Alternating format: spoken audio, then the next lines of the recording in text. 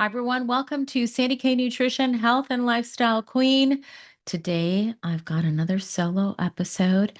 I'm going to talk to you all about stress at menopause.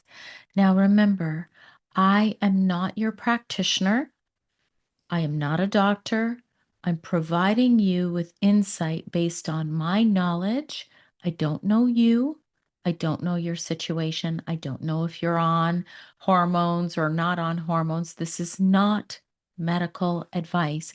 And another thing, because I'm talking about the nervous system, it's really important that I have this little caveat at the start. And I want to note that if you have a chronic or diagnosed issue with depression or anxiety and or you are medicated for it, please see your own practitioner. This article is likely not for you. Anything natural that I discuss could potentially be harmful if you're on these medications, and it is contraindicated in a lot of natural supplements. So I do not provide medical advice, and this shorter podcast that I'm going to talk about today, it is very nuanced. It's also specifically for perimenopausal and menopausal women, mostly just who have nuanced anxiety issues brought on by hormonal changes, which is something that most of us will undergo. And I just want to explain physiologically why this is happening. So, let me just tell you, first of all, my name is Sandy Cruz. I am a registered holistic nutritionist. I have certifications in peptides, aging. I also have certifications in endocrinology and hormones and functional lab testing, and also functional nutrition. So, I do know a little about a lot of different things. And I'm also a 55-year-old woman who is going through menopause without a thyroid gland. So I am a big believer that we can't look at our menopausal issues from, these big doctors who speak about it and they're not able to relate to it. So that's why I really want to talk about the nervous system. So, what happens in perimenopause is, first of all, a lot of times people use these terms interchangeably. They are not the same. Perimenopause means things are starting to slow down. You're not as fertile as you once were.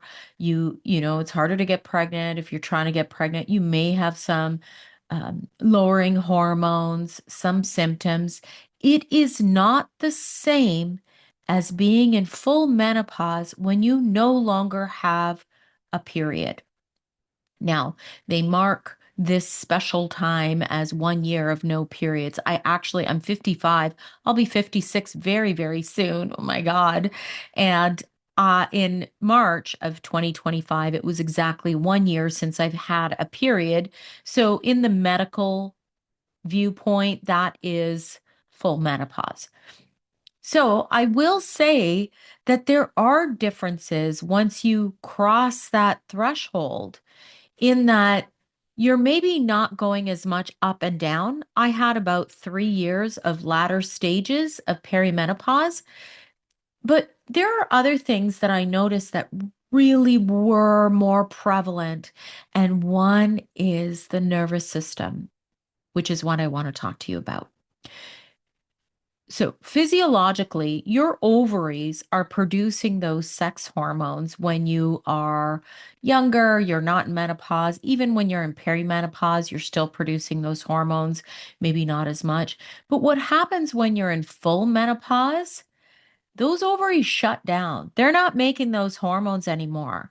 But, we don't turn into men just because we enter menopause. We still produce those hormones, we just don't produce as many. And what happens is our adrenal glands start to make those hormones, or I think they always do in small amounts, but they basically, that's it. That's their job now.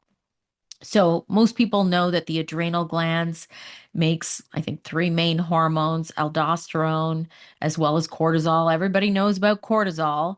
Cortisol is not evil, it's not bad, but cortisol is that stress hormone. It's like a steroid hormone, and really it helps you to act in situations that are, you know, stressful. So a lot of people have heard that analogy about the lion running away and being really stressed out. So the body, when it's in that state, can't really do anything else. So if you're in a constant stressed out state, your digestion may be off, your sleep may be off. It's really, really hard to function normally with prolonged high stress periods in our lives. So just to add a little more complex of a scenario, our adrenal glands now must take over to make those sex hormones. We still want to have estrogen. So if you're not on hormone replacement therapy, you still have estrogen. You still have progesterone, but now your adrenal glands have to take on the extra load. And a lot of women don't understand around menopause. Why am I so stressed out? Why can't I handle stress like I used to? This is a main reason, my beauties. It's because your adrenal glands are perhaps a little overloaded because they got a big job to do once we reach menopause. So today I am going to read you another Substack article. I'm going to ask you first to subscribe to my podcast wherever you're listening, wherever you're watching. You might be watching it on YouTube, on Rumble. Be sure that you're following and subscribing. Subscribe to um, any of my channels: Instagram, Facebook, Threads, TikTok. It's Sandy K Nutrition everywhere. So easy to find, right? And then my podcast is available anywhere you listen to podcasts, or you can just watch it on YouTube. I try and post everything as I have time to, because I do most of the things myself. So my podcast in February will hit 6 years, over 1.4 million downloads, and it's my little creation just to really, really help those who need more help from I'm not giving you advice that this is what you must do. I'm giving you the breadcrumbs so that you can figure out what's the right formula for you, because there's a lot of advice going around in the health and wellness space on Instagram, Facebook, and everywhere. So I'm not giving you any health advice. So I'm also going to say that if you are a business that aligns with my purpose, aligns with my passion, I would love to hear from you, because I am looking at partnering with sponsors. I am looking at monetizing for once after 6 years of doing this. So send me an email, sandy@sandyknutrition.ca. Also, if you would like to be featured on my show, if you have questions, if you have concerns, if you have comments, if you have a topic that you want to talk about, if you have a Q&A that you want to discuss, send me an email. Okay, now I'm going to get to my actual article. Also, follow me on Substack, because that's where I'm also an English literature graduate, so I write a lot. And this is where I write a lot of explorative articles, not to tell you about your health, but to actually help you think about it in a different way so that you can kind of understand. I give you the foundation, I give you some clues, and then you go, okay, that resonates with me. Because I think that health is something that we must all understand. Internal resonance. Does this resonate with me? Does this resonate with my story? Because I don't know your story. Okay, so let's go. The article that I wrote, by the way, it's sandycruz.substack.com if you want to follow me there. Short, explorative articles. And this is called How I Saved My Nervous System at Menopause. I have never found myself to be a typical anxious person. I always thought that anxiety meant panic attacks. Historically, the only time I had experienced this was when I was over medicated with thyroid medication. After I had my thyroid removed, this was back in 2011, my TSH was suppressed to undetectable levels, which gave me traditional panic attacks now and again. It wasn't fun. So, here are the leading root causes of anxiety: a genetic predisposition, a brain chemistry imbalance. So, neurotransmitters like serotonin, dopamine, GABA are imbalanced, chronic stress or trauma, medical conditions such as hyperthyroidism, which is what I just mentioned, substance use or withdrawal, hormonal shifts, especially in women during perimenopause or even menopause or postpartum. Postpartum is another big time that us ladies can go through real hormonal shifts. So we've all felt anxious. I do not label, and I think that the over labeling that our society loves to do can sometimes do more harm than good. Feeling anxious is normal, and it is a human built in survival mechanism. It helps us get shit done. When anxiety is dysfunctional, I'm talking about chronic, lingering for weeks or months, excessive or disproportionate to the situation, triggered by vague or imagined threats, interrupting your life, relationships, or health. Has it gone too far? Now, I'm going to mention a few things where, you might want to consider this. You avoid people, places, or responsibilities because of fear. You wake up with dread even when nothing specific is wrong. Your body is constantly tense, wired, or exhausted. You have panic attacks or overwhelming surges of fear out of nowhere. You obsessively overthink what if scenarios. It disrupts sleep, digestion, hormones, or concentration, and you need to control everything to feel safe. Once menopause hits, women can feel all of this intensely, even for the first time in their lives. Our nervous system might react to a massive shift in our internal chemistry. Add to this real life problems, which can also be very intense. And listen, there are many of us out there. As a 55-year-old woman, I have elderly parents, I have adult children who are still at home. There's a lot in most people's lives. So, this might be the perfect storm for many women. I happen to be one of them, which is why I'm sharing this with you. Boatloads of ashwagandha and rhodiola didn't cut it for me. Neither did the small amount of estrogen that I was taking. My experience in perimenopause was a cakewalk compared to when I hit around 1 year or close to 1 year with no periods. Menopause itself was much more than hot flashes, to the point where I no longer felt like the same human being. Perimenopause and menopause are not the same, although you'll often hear the terms used interchangeably. I'll break down my experience, and this doesn't mean it'll be yours, but no one talks about this definitive difference that I personally experienced.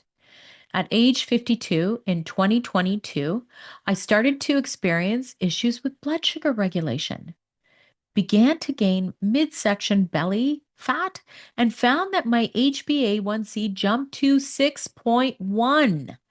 Pre-diabetic? What? This was the first year I went down to only 4 periods. I tweaked how I was eating, and funny enough, I was listening to the big biohacking guru before this, and I was intermittent fasting every day, doing the 16-8 fast, but still had this issue. So I'm going to pause there for a second. This was also the time that I became a certified metabolic balance coach. It's a great program. I don't coach in that anymore, but I highly recommend it. If you want information on that, get in touch with me. But HbA1c is different than blood glucose or fasting insulin. So HbA1c, the best way I can describe it just in a simplified form is how much glucose is stuck to your blood cells over a 3-month period. It's a really important measurement because it kind of says, okay, this blood sugar issue is going on for a long time. It's just not one snapshot because you ate that bagel, right?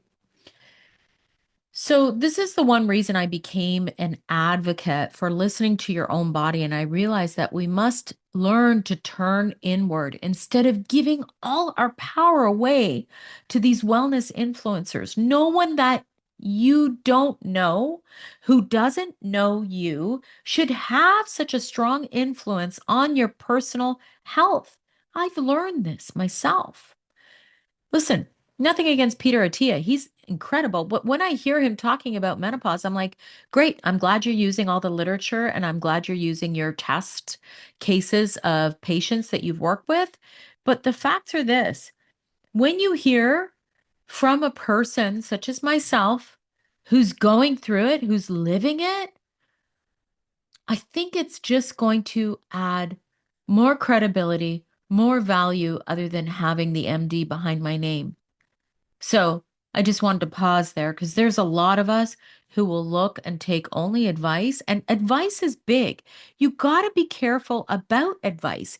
No one should give you advice unless they know you, period. End of story. They can have all the credentials in the world unless they know you. Mm-mm.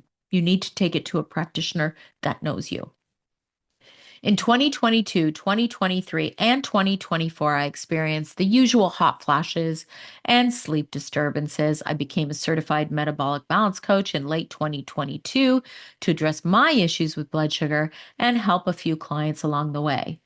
So, the year between 2024 and 2025 was when more intense nervous system challenges hit. I will call this the grand finale of perimenopause.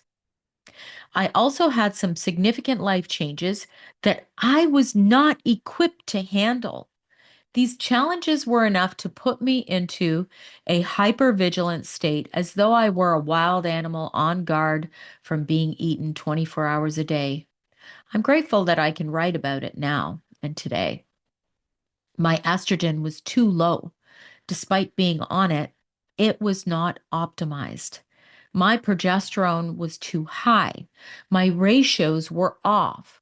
I was taking the nervous system support supplements. I was writing in my journal every day. I was walking in nature every day, but I was a fucking mess. A literal pile of an anxious and alternating depressed mess. On top of all the life stressors, every old trauma and past negative beliefs resurfaced during this exact time. And I actually recorded a podcast about, I think I called it The Great Uprooting, What No One Tells You About Menopause. I wrote about the deeper, more esoteric, spiritual meaning behind the transition of menopause. It's in my Substack, and I actually have the podcast recorded as well. This was truly the scariest time in my life, more frightening than when my daughter was diagnosed with cancer, more terrifying than when I was diagnosed with cancer. And people are like, what? What are you crazy? Maybe it's because it kind of took me by surprise. The way that I had zero ability to cope with anything that came my way. I was forced to make changes to save my mental health and stability. So, believe me, health is wealth. Nothing is more important than that. So I'm not placing the importance of that. I'm just saying that my reaction was really, really different. I had no coping skills whatsoever. I recommend going back to your own hormone practitioner, number one, to get the estrogen to progesterone ratios right if you are on hormone replacement therapy. So in my article, I give you the guidelines. You can go back to it in Substack. Ensure that your practitioner is experienced in hormone replacement therapy. My practitioner was trying to get me there, but sometimes it's not a simple fix. And this imbalance can cause many issues, including the anxiety, the irritability, the depression, and more. I'm better now. I get blood work every 3 months, and I suggest you do the same until you're more stable. Although remember, we aren't robots and our hormones will fluctuate our entire lives. The other thing with me is that I don't have a thyroid gland. So When estrogen goes up too high, that can affect my thyroid function because it increases sex hormone binding globulin. So, like, there's so many factors. Our endocrine system does not work in silos. So make sure that you're working with somebody who looks at the whole big picture. I felt no help whatsoever from ashwagandha and rhodiola during this time. Adaptogens don't address unprocessed grief, betrayal, or loss, or vagus nerve shutdown, or emotional dysregulation from trauma. No one tells you this. Everyone, including myself as a practitioner, would say take ashwagandha if you're stressed and wired, take rhodiola if you're stressed and tired, take both if you're both. It was like a common line. At menopause, this might not work if your issues are more intense, including if your issues include off ratios of estrogen and progesterone. I'm not even getting into testosterone in here in this discussion, but testosterone relates to mood as well. Another support that might help you, and remember, I have no affiliation with any of this that I'm talking about, and this depends on your individual needs. There's a supplement called Serenogen from Metagenics, and this one includes some different Chinese herbs that might provide more support than the go-to ashwagandha, rhodiola recommendations. Now, another thing that you can speak with your practitioner about is actual glandulars. I was having a conversation with my mom. So my parents grew up as farmers, and this is in old Croatia, old school farming. And I listen to a lot of what they tell me because I see how this can help us if we can somehow emulate this now in modern day living. So they always ate nose to tail. They didn't eat a ton of animal protein every single day. They did eat it. And when they ate it, they ate nose to tail. They would eat the organ meats. And we were talking about that. And, my mom still will cook with, chicken giblets, for example. And what I'm going to say about organ meats, eating them on occasion provides you extreme nutrient density in a small amount. So what that means is you can eat organ meats maybe once a month and your protein stores will still stay relevant, let's just say, and your nutrient stores, I should say. It's more about your nutrient stores. So remember, you have nutrients. Some are water soluble, some are fat soluble. So some are stored, some kind of go in and out of the body very quickly. So you can look at an adrenal glandular for support. Typically, I mean, there's a few out there. There's one that Designs for Health makes and includes, I think, B6, B12, as well as the actual bovine adrenals, desiccated. I think it's desiccated or dried, whatever. Look into that. And it makes a lot of common sense if you have issues with your adrenal glands that, adrenal support might be useful for you, but speak with your practitioner. So the last one that I hadn't heard much about for menopausal women, and I've been on it for a while now, is specifically myo and dichiroinositol. The most studied ratio for effectiveness is 40-1, which mimics the natural ratios in healthy tissues. So make sure you look for this if this is something you want to try. I found a brand that's reasonably priced in these ratios, made by a company called Wholesome Story. I have zero affiliations or discounts from these brands. Remember, I am passion over profit here. I'm trying to help you look and explore possible options for your stress support. This one has been a game changer for me. This formulation has been pegged as a supplement that helps with PCOS, which is why most menopausal women don't know about it. It gets pigeonholed and boxed into this, PCOS category. And so women at menopause don't even really think about it. These inositol are vastly underutilized in menopause care, despite offering real benefits to women beyond reproductive age. We produce these same sugar alcohols in these ratios primarily from glucose in our kidneys. Still, production often decreases at menopause, and demand may exceed supply in certain situations, like PCOS, type 2 diabetes, depression or anxiety, poor diet, and gut dysfunction. So think about it. We experience these symptoms in menopause due to hormones dropping. So why wouldn't practitioners use this or recommend it? Here's why it makes sense at menopause, unless it's contraindicated for you, as noted at the start of my podcast. Remember, talk to your practitioner. Many women, many menopausal women report fewer cravings, more stable weight, and less brain fog with inositol use. In menopause, when estrogen related serotonin support is gone, inositol offers an alternative route to regulate mood. Many women sleep better and feel less on edge when using myo-inositol in the evening. While it won't replace estrogen or progesterone, it can modulate the downstream effects of hormone loss, like blood sugar dysregulation, mood instability, and metabolic slowdown. This is a potent natural neuroendocrine modulator. So, this one addition to my own stack, it saved me in my nervous system, and it's become more like it was before perimenopause and menopause. I'm finding myself again. I'm no longer jumping at every single sound. That's another sign, by the way.